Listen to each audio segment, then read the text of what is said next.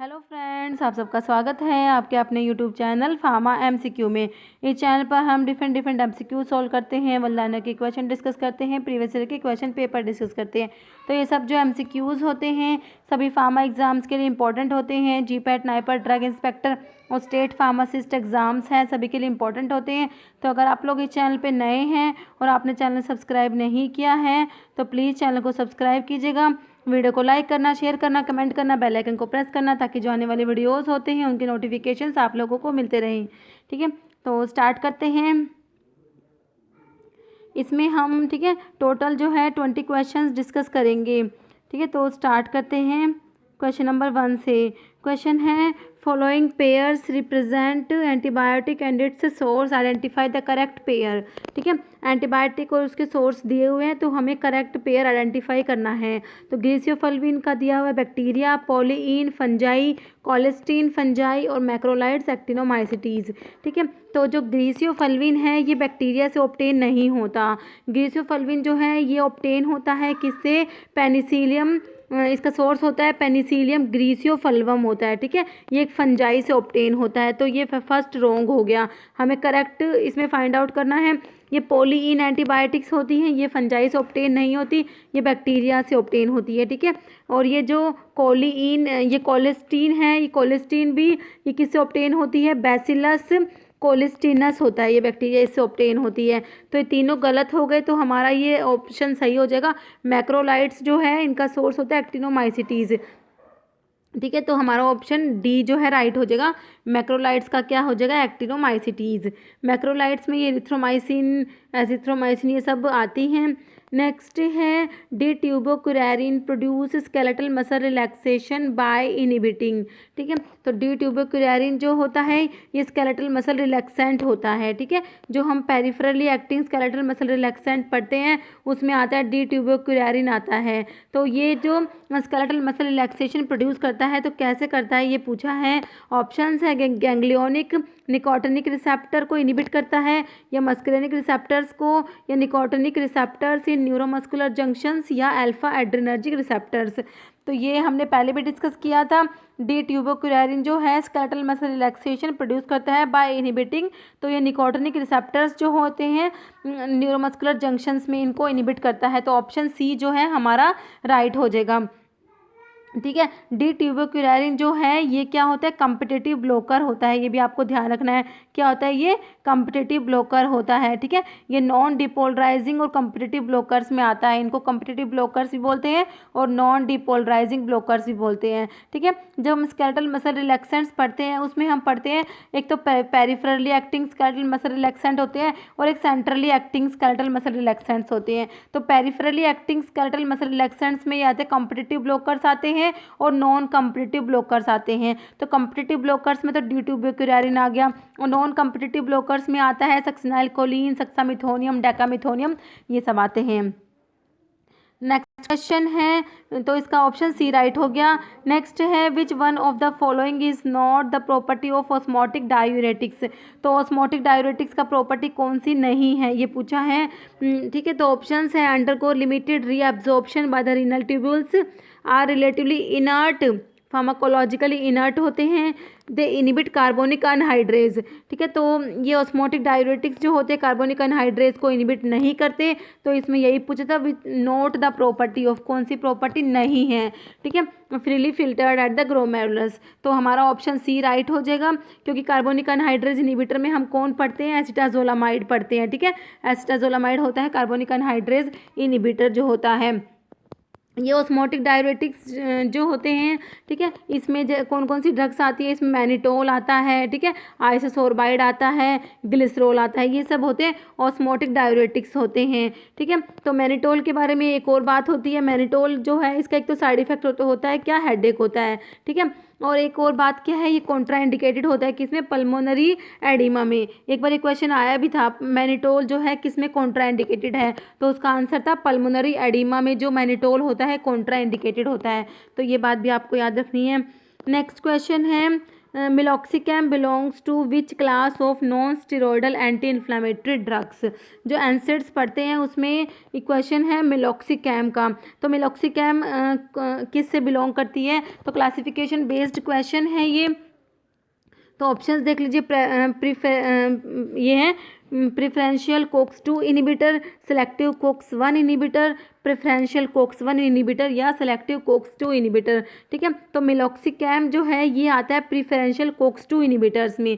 देखिए जो एनसेड्स हैं इसमें एक तो नॉन सेलेक्टिव कोक्स इनिबिटर्स होते हैं। ठीक है, नॉन सेलेक्टिव कोक्स इनिबिटर्स में भी एक कैटेगरी है ऑक्सीकैम डेरिवेटिव, तो उसमें भी 2 ड्रग्स इसमें उसमें भी जैसे पीछे सफिक्स जो है यही लगा होता है, जीकैम लगा होता है। जैसे ऑक्सीकैम डेरिवेटिव्स में आता है कौन सा, पिरोक्सिकैम और टिनोक्सिकैम।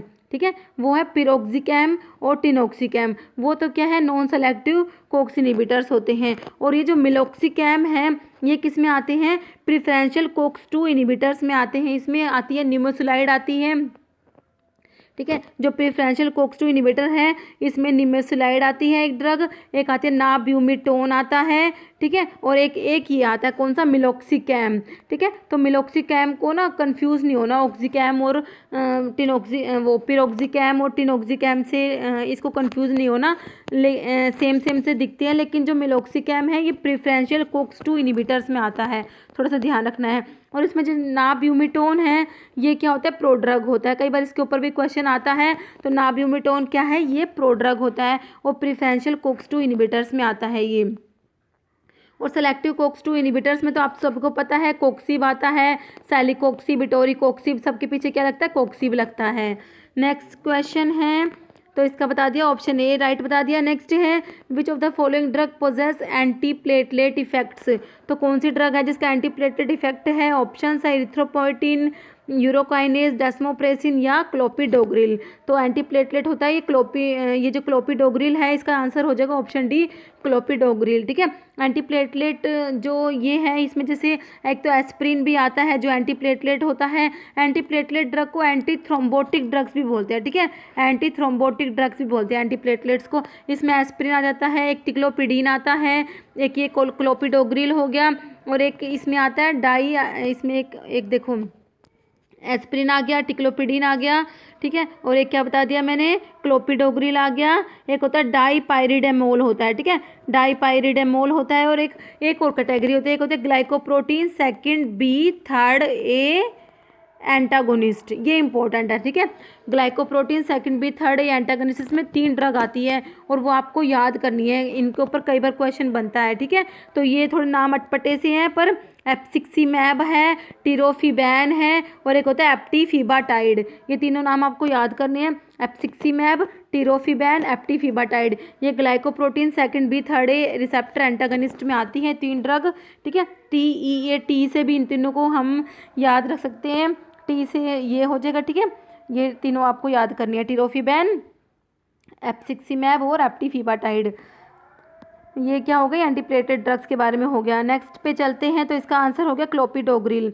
नेक्स्ट है which one is not an opioid receptor. तो ये ऑप्शंस देख लीजिए, गामा, कापा, म्यू या डेल्टा। ठीक है, तो ओपियोइड रिसेप्टर आपको पता होने चाहिए कौन कौन से हैं, कापा होता है, म्यू होता है और ये डेल्टा होता है, बट गामा नहीं होता। हमारा ऑप्शन ए राइट हो जाएगा, गामा। नेक्स्ट है identify the diuretic which causes hyperuricaemia. ठीक है, 10 टू रेज सीरम कैल्शियम को इंक्रीज कर रहा है, मतलब क्या करा रहा है, हाइपर कैल्सीमिया करा रहा है। And also causes magnesium depletion, magnesium को कम कर रहा है, मतलब हाइपोमैग्नीशिया करा रहा है। तो कौन से डाययूरेटिक्स होते हैं जो ये सब कराते हैं, ऑप्शंस देख लीजिए, एसिटाजोलामाइड, फ्यूरोसिमाइड, मैनिटोल या क्लोरथायाजाइड्स। ठीक है, तो देखिए ये जो सब प्रॉपर्टीज़ हैं तो आप ये इसमें आके कंफ्यूज हो जाओगे। ठीक है, फ्यूरोसिमाइड और क्लोरथायाजाइड में आप कंफ्यूज हो जाओगे क्योंकि ये दोनों तो कट जाएंगे। तो देखो फ्यूरोसिमाइड लूप डाययूरेटिक्स में आता है और क्लोरथायाजाइड थायजाइड डाययूरेटिक्स में आता है। ठीक है, तो देखो जो लूप डाययूरेटिक्स होते हैं इनके बारे में याद रखना है, ये हाइपोकैल्सीमिया कराते हैं, कैल्शियम को डिक्रीज कराते हैं, मतलब कैल्शियम का एक्सक्रीशन इंक्रीज करते हैं, मतलब हाइपोकैल्सीमिया। और थायजाइड है वो हाइपर कैल्सीमिया कराते हैं, कैल्शियम के लेवल को बढ़ाते हैं, कैल्शियम का एक्सक्रीशन कम करते हैं। तो आपको ये बात अच्छे से याद रखनी है क्योंकि काफ़ी कंफ्यूजिंग सा है और इम्पोर्टेंट भी है। तो थायजाइड, तो इसमें क्या पूछा था हमसे, हाइपर यूरिसीमिया। देखो हाइपर यूरिसीमिया तो लूप डायरेटिक्स भी कराते हैं और थायजाइड्स भी कराते हैं, और मैग्नीशियम डिप्लेशन भी दोनों ही कराते हैं। बट यहाँ पर कैल्शियम के लेवल को कौन बढ़ाएगा और कौन कौन कम करेगा, मतलब एक हाइपर कैल्सीमिया एक हाइपोकैल्सीमिया। तो हमें ध्यान रखना है जो थायजाइड है वो हाइपर कैल्सीमिया कराएंगे। तो हमसे यही पूछा है हाइपर कैल्सीमिया, तो हमारा आंसर हो जाएगा क्लोरथायजाइड हो जाएगा। ऑप्शन डी इसका राइट आंसर हो जाएगा।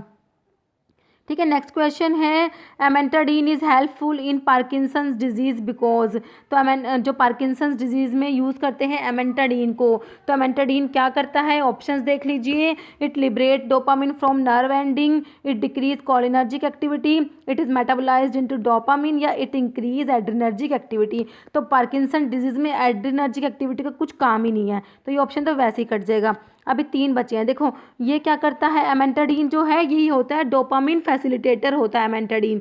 क्या होता है, जो पार्किंसंस डिजीज़ की ड्रग्स पढ़ते हैं हम, एंटी पार्किंसंस ड्रग्स पढ़ते हैं, उसका क्लासिफिकेशन जब हम देखते हैं तो उसमें एक तो कैटेगरी आती है drug affecting brain dopaminergic system. एक तो ब्रेन के डोपामिनर्जिक सिस्टम को ड्रग अफेक्ट करती है, और एक होती है drug affecting brain cholinergic system, एक कोलिनर्जिक सिस्टम को अफेक्ट करती है। तो डोपामिनर्जिक सिस्टम वाली ड्रग्स जो आती है उसमें एक कैटेगरी आती है डोपामिन फैसिलिटेटर आता है, उसमें आती है एमेंटाडीन। ठीक है, तो ये हमारा आंसर इसका क्या हो जाएगा, it liberate dopamine from nerve ending. इसका हो जाएगा ये ऑप्शन ए राइट हो जाएगा। ठीक है, और जैसे ये it is metabolised into dopamine, ये कौन सी होती है, लीवोडोपा होती है। ठीक है, लीवोडोपा जो है ये डोपामिन की प्रोड्रग होती है, इसको लीवोडोपा को बोलते हैं डोपामिन प्रिकर्सर भी बोलते हैं। डोपामिन इसकी जो क्लासिफिकेशन में ही एक कैटेगरी आता है डोपामिन प्रिकर्सर, तो उसमें आता है लीवोडोपा आता है। तो एक बार हम इसका क्लासिफिकेशन देख लेते हैं, इंपॉर्टेंट क्लासिफिकेशन है। ठीक है, देखो एक तो इसमें आता है डोपामिन प्रिकर्सर आता है, उसमें कौन सी ड्रग आती है, लीवोडोपा आती है। ठीक है, एक पेरिफेरल डिकार्बोक्सिलेज इनिबिटर्स आते हैं, उसमें आते हैं कार्बिडोपा बेंजीराजाइड आते हैं। एक आते हैं डोपामिनर्जिक एगोनिस्ट आते हैं, इसमें कौन सी ड्रग्स आती हैं, ब्रोमोक्रिप्टिन, रोपिरिनोल और प्रामिपिक्सोल आती हैं। ठीक है, एक माओ बी इनिबिटर्स होते हैं, उसमें सिलिजिलिन आती है। एक कोम्ट इनिबिटर होते हैं, उसमें आते हैं टोलकैपोन और एंटाकैपोन आते हैं। और एक डोपामिन फैसिलिटेटर मैंने आपको बता दिया एमेंटाडीन। ठीक है, तो ये काफ़ी इंपॉर्टेंट क्लासिफिकेशन है, इसलिए मैंने आपको यहाँ पर ये बताया है, तो ये सब आपको ध्यान रखना है। तो ऑप्शन ए हमारा राइट हो जाएगा। नेक्स्ट है etoposide and teniposide are the semi synthetic derivatives of. तो ये किसके सेमी सिंथेटिक डेरिवेटिव्स होते हैं, ये पोडोफाइलोटॉक्सिन के सेमी सिंथेटिक डेरिवेटिव्स होते हैं। तो हमारा ऑप्शन ए राइट हो जाएगा। ठीक है, ये एंटी कैंसर ड्रग्स होती है, मतलब जिनको एंटी नियोप्लास्टिक ड्रग्स भी बोलते हैं। नेक्स्ट है which of the following condition is treated with benztropine. अभी बेंजाट्रोपिन क्या है, ठीक है, बेंजाट्रोपिन से कौन सी कंडीशंस को ट्रीट करते हैं, ऑप्शंस देख लीजिए आप। ठीक है, तो इसमें से हम किसको ट्रीट करेंगे, पार्किंसंस डिसऑर्डर को। अभी मैंने आपको बताया था पार्किंसंस की जो ड्रग्स होती हैं, जो एंटी पार्किंसंस ड्रग होती है, उसमें एक तो होती है जो डोपामिनर्जिक सिस्टम को अफेक्ट करती है, एक होती है जो कोलिनर्जिक सिस्टम के लिए होती है ड्रग। ठीक है, drug affecting brain cholinergic system, उसमें ये बेंजाट्रोपिन आती है। ये बेंजाट्रोपिन क्या होती है, सेंट्रल एंटीकोलिनर्जिक होती है। ठीक है, क्या होती है, सेंट्रल एंटीकोलिनर्जिक्स होती है। ठीक है, जो ड्रग्स होती है जो कोलिनर्जिक सिस्टम को अफेक्ट करती है, उसमें एक तो आती है सेंट्रल एंटीकोलिनर्जिक्स आती है, और एक कौन सी आती है, एंटीहिस्टामिनिक्स आती है। एंटीहिस्टामिनिक्स में आती है ऑर्फिनेड्रिन और प्रोमिथाजिन, 2 ड्रग होती है। और सेंट्रल एंटीकोलिनर्जिक्स में कौन कौन सी ड्रग आती है, एक तो बेंजाट्रोपिन हो गई, ठीक है, एक होती है प्रोसाइक्लिडिन होती है, एक बाइपेरिडन होती है, और एक बेंजाट्रोपिन है। तो ये सब ड्रग्स होती है। तो बेंजाट्रोपिन का क्या काम हो गया, ये पार्किंसंस डिसऑर्डर में इसको यूज़ कर लेंगे। नेक्स्ट क्वेश्चन है which one of the following is not an example of ji protein couple receptor. तो जी प्रोटीन कपल रिसेप्टर का एग्जाम्पल कौन सा नहीं है, तो ऑप्शन ये मस्करेनिक रिसेप्टर्स, अल्फा एड्रिनोसेप्टर्स, निकोटिनिक या बीटा रिसेप्टर्स। तो देखिए जो ये मस्करेनिक होते हैं और निकोटिनिक रिसेप्टर्स होते हैं। तो मस्करेनिक तो जी प्रोटीन कपल रिसेप्टर्स होते हैं। ठीक है, जी प्रोटीन कपल रिसेप्टर्स होते हैं। और जो ये निकोटिनिक रिसेप्टर्स होते हैं ये लिगैंड गेटेड आयन चैनल्स होते हैं। तो इससे हमारा निकल जाएगा, तो निकोटिनिक ही आंसर हो जाएगा। इसमें यही पूछा था, नोट जो जी प्रोटीन कपल नहीं है, कौन सा नहीं है, निकोटिनिक रिसेप्टर्स नहीं होते, क्योंकि ये क्या होती है, लिगैंड गेटेड आयन चैनल्स होते हैं। नेक्स्ट है which of the following use in the treatment of rheumatoid arthritis is not a biological response modifier. ठीक है, तो ये रूमेटोइड अर्थराइटिस की जो ड्रग्स है, एंटी रूमेटोइड ड्रग्स, इसका क्लासिफिकेशन भी बहुत इंपॉर्टेंट होता है, मैंने आपको प्रीवियस वीडियो में बताया भी है। तो बायोलॉजिकल रिस्पॉन्स मॉडिफायर्स जो होते हैं इसमें दो कैटेगरी आती है, एक तो आती है TNF अल्फा इनिबिटर्स है, ध्यान रखना ये इनिबिटर्स है, एक होता है इंटरल्यूकिन फर्स्ट एंटागनिस्ट होता है, इसमें एनाकिंड्रा आता है, एक ड्रग आती है एनाकिंड्रा। और जो ये TNF अल्फा इनिबिटर्स होते हैं इसमें आता है इटानरसेप्ट आता है, इन्फ्लिक्सीमैब आता है, एडालीमुमैब आता है, 3 ड्रग्स आती है, इटानरसेप्ट, इन्फ्लिक्सीमैब, एडालीमुमैब, ये है TNF अल्फा इनिबिटर्स। तो अब आप लोग देख लीजिए हमसे क्या पूछा था, note a biological response modifier, तो एनाकिंड्रा तो आता है, इटानरसेप्ट, इन्फ्लिक्सीमैब भी आता है, लेफ्लुनोमाइड नहीं आता। लेफ्लुनोमाइड इसमें बायोलॉजिकल रिस्पॉन्स मॉडिफायर में नहीं आता, DMARDS में आता है, disease modified anti rheumatoid drugs जो हम पढ़ते हैं DMARDS जो हम पढ़ते हैं ना उसमें आता है, जिसमें मैंने आपको बताया था सल्फासालाजीन, D-पेनिसिलामाइन, ये सब ड्रग्स आती हैं, तो उसमें लेफ्लुनोमाइड भी आता है। ठीक है, तो हमारा ऑप्शन बी राइट हो जाएगा, ये बायोलॉजिकल रिस्पॉन्स मॉडिफायर में नहीं आता लेफ्लुनोमाइड। नेक्स्ट है which one of the following is beta lactamase inhibitor, तो ये बहुत इंपॉर्टेंट क्वेश्चन है। ठीक है, बीटा लैक्टमेज इनिबिटर कौन सी ड्रग होती है, ऑप्शंस है पेनिसिलैनिक एसिड, एम्बोलिक एसिड, सिफेलोस्पोरानिक एसिड या क्लेवुलैनिक एसिड। ठीक है, तो क्लेवुलैनिक एसिड, साल्बेक्टम, टैजोबेक्टम, ये बीटा लैक्टमेज इनिबिटर होते हैं। ठीक है, तो आपको ना अच्छे से देखना है ये क्या है, बीटा लैक्टमेज इनिबिटर है। कई बार ना ऐसे ना कंफ्यूज करने के लिए दे देंगे बीटा लैक्टम इनिबिटर, लेकिन बीटा लैक्टमेज जो एंजाइम होता है ये है बीटा लैक्टमेज एंजाइम है, उसको इनिबिट करते हैं ये। ठीक है, तो ये क्लेवुलैनिक एसिड हमारा इसका आंसर हो जाएगा। नेक्स्ट है न्यूरल ट्यूब डिफेक्ट में occur by which one of the following anti scissor drug, मतलब एंटी एपिलेप्टिक ड्रग्स के बारे में है ये। तो न्यूरल ट्यूब डिफेक्ट कौन सी ड्रग से होता है, तो वॉल्प्रोइक एसिड का ये साइड इफेक्ट होता है, न्यूरल ट्यूब डिफेक्ट बहुत इंपॉर्टेंट साइड इफेक्ट है, तो अच्छे से याद रखना है।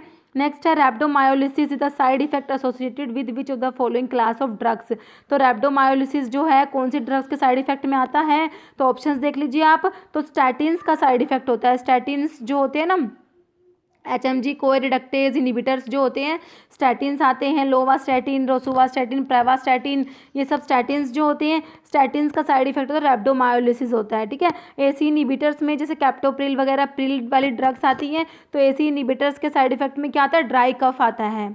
ठीक है, नेक्स्ट क्वेश्चन है catalytic triad in acetyl cholinesterase is composed of which of the following amino acid residue.